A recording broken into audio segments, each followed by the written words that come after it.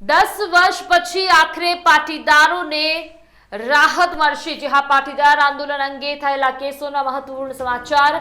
રાજદ્રોહનો case પાછો ખેંચવા સરકારની કવાયત। હાર્દિક પટેલ, દિનેશ બાંભણિયાએ ટ્વીટ કરીને માહિતી આપી છે। તમામ કેસ પરત ખેંચવા દિનેશ બાંભણિયાનો દાવો છે। એટલું જ નહીં, પાટીદાર નેતાઓએ રાજ્ય સરકારનો આભાર પણ વ્યક્ત કર્યો છે।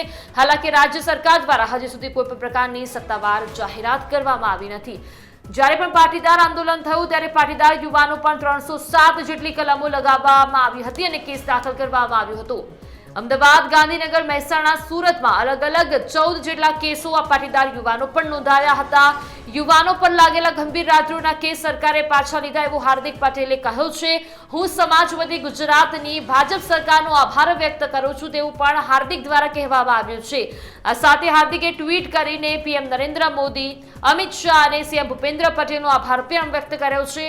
સરકાર તરફથી સત્તાવાર જાહેરાત કરવામાં આવે તેવી પણ પાટીદાર યુવાનો કાગડોની રાહ જોઈને બેઠા છે।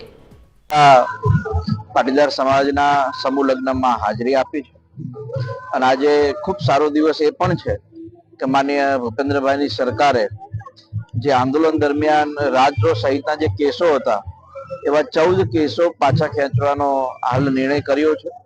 એટલે આજે પુનઃ એકવાર ધાંગધ્રા મારા માટે સુકન્યાળ સાબિત થયું છે અને એની અંદર એ કેસોમાં લગભગ કલોલ, મહેસાણા, સુરત અને અમદાવાદ એવા લગભગ 14 કેસો છે અને લગભગ 30 થી 35 યુવાનોને આ કેસ પાછા ખેંચવાના કારણે લાભ થશે અને આંદોલનના કારણે જે બિન અનામત આયોગ નિગમ બન્યું, 1000 કરોડ યુવા સ્વાવલંબન યોજના બની અને 10% આર્થિક ધોરણે અનામતનો પણ લાભ મળ્યો। એટલે હું માન્ય રાજ્ય સરકારનો અને કેન્દ્ર સરકારનો વિશેષ આભાર પણ વ્યક્ત કરું છું।